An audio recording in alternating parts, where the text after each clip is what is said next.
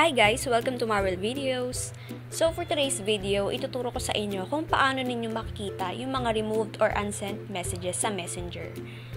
Pagpasensyahan nyo na yung boses ko ngayon guys kasi sinisipon ako. Alam nyo naman uso yun ngayon, may lagnat, ubo, tsaka sipon. So ayun, gumawa ako ng dalawang Facebook para mabigyan ko kayo ng example. Yung isa nakalagin na dito sa Messenger ko ngayon. Ito. Tapos yung isa, itong Lifey. Itong Lifey na to, nakalagin to sa isang cellphone ko. Tapos ayan ang gagamitin ko para maipakita ko sa inyo kung paano nakikita yung mga unsent messages, kagaya nito. So ngayon naman, punta na tayo dito sa Play Store. At i-search natin yung Notisave. Ito yung gagamitin natin guys para makita natin yung mga unsent or removed messages.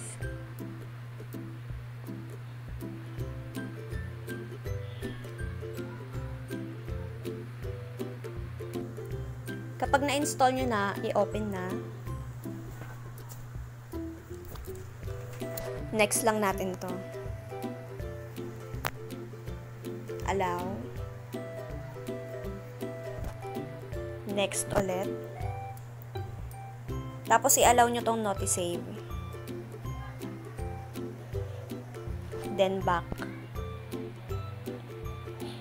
Allow lang natin to guys.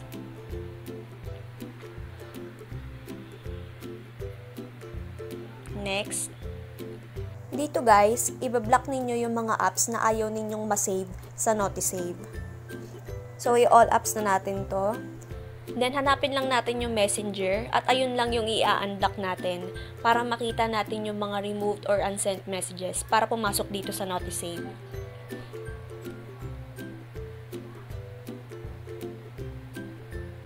Pwede nyo rin palang i-unblock yung IG guys kung gusto ninyo. O kaya WhatsApp. So, ayan yung Messenger. So, yun nga, pwede nyo rin i-unblock yung WhatsApp. Tapos, yung IG. Para pumasok din yung mga messages dito sa Notisave. Ayan. Then, back na natin. Next. Oo nga pala guys, pwede nyo rin i-unblock yung FB Lite para pumasok dito yung mga messages sa Notisave. Sama na lang din natin. Yan, add to group lang. Yan. So, balik na tayo dito sa Messenger.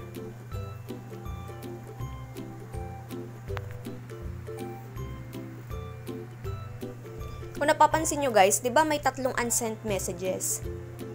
Ito. Kanina lang to. Pero hindi natin siya nakita sa Notisave. Wala tayong nakitang kahit anong messages. Kasi guys, hindi na papasok sa Notisave yung mga old messages. Ang papasok lang yung mga future messages pa lang. So kung halimbawa may mag-chat sa'yo ngayon, doon pa lang papasok yung mga messages sa Notisave. So try natin. Back natin. So, ngayon guys, itatry na natin. Magme-message ako, tapos i-remove ko din agad.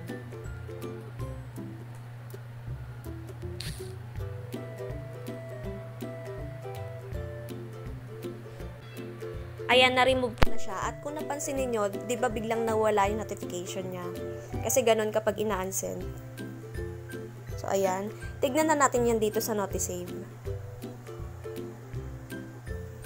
Ayan, ngayon pa lang may lumabas.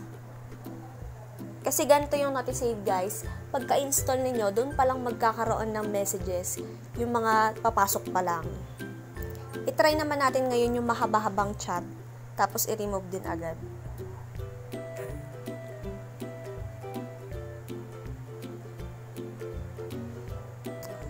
Ayan, para maipakita ko rin talaga sa inyo na kahit mahaba yung messages, papasok pa rin siya dito sa Notisave.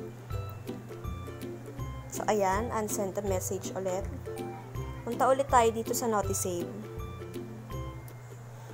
So, eto na yung chinat ko kanina. Diba? Kahit mahaba siya, nababasa pa rin dito sa Notisave. Mas okay na meron tayong Notisave guys, especially kapag may mga kausap tayo na mahilig mag-removed or mag-unsend na message. Kasi syempre, di ba, hindi naman natin agad-agad nababasa yung mga chat nila. Lalo na dito sa chat head, kapag may nag-send ng mahabang message, hindi nababasa lahat. Tapos kapag mabilis pang mag-remove yung kausap natin, hindi na natin mababasa. Kaya buti na lang merong notice save kung saan doon natin pwedeng makita yung mga ni-remove nila. Oo nga pala guys, kahit hindi mo ni-remove or in-unsend yung message, mababasa mo pa rin yan dito sa notice save. Lahat ng pumapasok na message sa'yo or lahat na natatanggap mo, lalabas yan dito sa notice save. Pero kung ayaw nyo naman masave yung mga message, pwede nyo i-turn off yung messenger ninyo. Or pwede kayong mag-turn off ng conversation para hindi siya pumasok. Pero kung halimbawang sa GC, gusto ninyong mabasa yung mga removed messages nila, kailangan naka-turn on yung notification. Hindi pwedeng naka-turn off kasi pag naka-turn off, hindi yun mababasa ng notice save. So, ayun lang guys. Sana nakatulong. At kung meron kayong mga questions, huwag kayong mahiyang magtanong. Mag-comment lang kayo. Thank you so much for watching and see you on my next video. Please don't forget to like and subscribe!